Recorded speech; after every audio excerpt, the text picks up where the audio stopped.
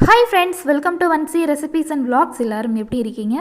எல்லோரும் நல்லா இருக்கீங்கன்னு நினைக்கிறேன். இன்றைக்கி நம்மளோட சேனலில் ஒரு சூப்பரான டேஸ்டியான புளிக்குழம்பு ரெசிபி பார்க்க போகிறோம். வெள்ளை சுண்டல் வச்சு ஒரு சூப்பரான டேஸ்டியான புளிக்குழம்பு எப்படி செய்கிறதுன்னு பார்க்க போகிறோம். அதுக்கு முன்னாடி நம்ம சேனலில் இன்னும் நீங்கள் சப்ஸ்கிரைப் பண்ணல அப்படின்னா சப்ஸ்கிரைப் பண்ணிக்கோங்க. கூடவே பெல் ஐக்கானையும் கிளிக் பண்ணிக்கோங்க. இப்போ அந்த ரெசிபி பண்ண ஸ்டார்ட் பண்ணிடலாம். வெள்ளை சுண்டல் நாள் நைட்டே கழுவி ஊற வச்சு எடுத்திருக்கேன். இந்த குழம்பு பண்ணுறதுக்கு அரை மணி நேரத்துக்கு முன்னாடி புளியை தண்ணியில் ஊற வச்சு எடுத்திருக்கேன். சின்ன லெமன் சைஸ் புளி போதும். 1/4 கப் தேங்காய், கூடவே 2லேருந்து 3 முந்திரி பருப்பு, 2 பெரிய வெங்காயம், 2 தக்காளி எல்லாத்தையும் கட் பண்ணி எடுத்தாச்சு. இப்போது புளியை நல்லா கரைச்சி எடுத்துக்கோங்க. அந்த சக்கையை ரிமூவ் பண்ணிடுங்க. அடுத்து தேங்காய் முந்திரி பருப்பு அரைச்சி ஒரு பேஸ்ட் எடுத்துட்டோம். கொஞ்சம் கொஞ்சமாக தண்ணி ஆட் பண்ணி அரைச்சிக்கோங்க.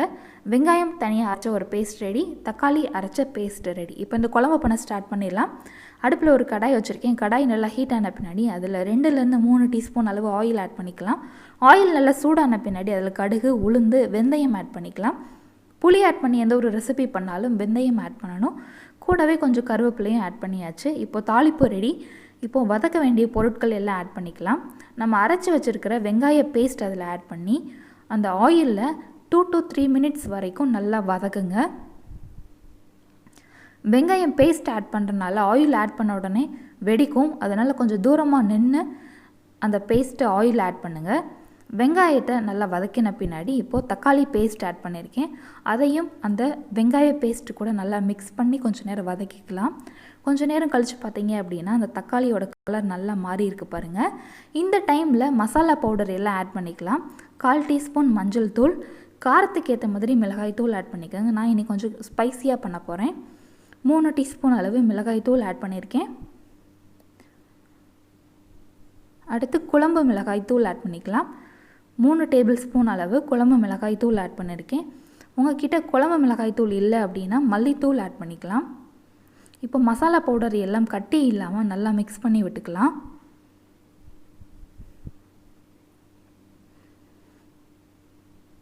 இப்போது இந்த டைமில் நம்ம வேக வச்ச சுண்டல் ஆட் பண்ணிக்கலாம். 1 கப் அளவு சுண்டல் எடுத்திருக்கேன். நான் அதை ஊற வச்சு வேக வச்சு எடுத்திருக்கேன். இப்போ அதை அந்த மசாலாவில் ஆட் பண்ணி மிக்ஸ் பண்ணியாச்சு. இந்த டைமில் புளி தண்ணி ஆட் பண்ணிக்கலாம். புளி தண்ணி ஆட் பண்ணி அதையும் நல்லா மிக்ஸ் பண்ணிக்கலாம். பருப்பு வேக வச்ச தண்ணி தனியாக எடுத்து வச்சுருக்கேன்.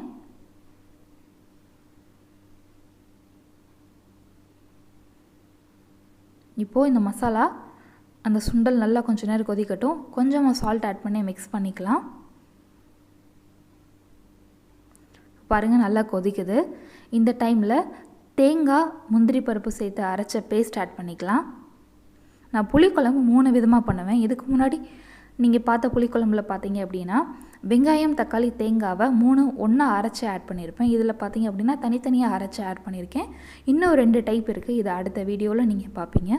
வேறு விதமான புளிக்குழம்பு பண்ணுறப்ப அந்த வித்தியாசமான ஸ்டெப் ஆட் பண்ணியிருப்பேன் பாருங்கள். இப்போது அந்த தேங்காய் முந்திரி பேஸ்ட் ஆட் பண்ண பின்னாடி கொஞ்சமாக தண்ணி ஆட் பண்ணியாச்சு. அந்த குழம்புக்கு தேவையான அளவு தண்ணி ஆட் பண்ணிக்கலாம். முந்திரி பருப்பு அந்த குழம்புக்கு ஒரு திக்னஸை கொடுக்கும். அந்த ஒரு காரணத்துக்காக தான் முந்திரி பருப்பு ஆட் பண்ணியிருக்கேன். சால்ட்டும் செக் பண்ணி போட்டுக்கோங்க. இப்போ கொஞ்சம் நேரம் அந்த கிரேவி கொதிக்கட்டும். அது வரைக்கும் வெயிட் பண்ணலாம்.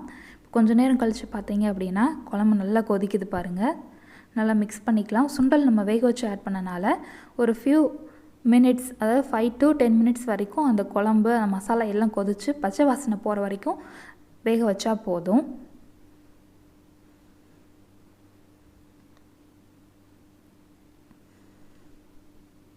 ஃப்ளேம் ஆஃப் பண்ணிடலாம். நம்மளோட கிரேவி சூப்பராக ரெடி ஆயிடுச்சு. பாருங்கள் எவ்வளோ அழகாக ரெடி ஆயிடுச்சுன்னு.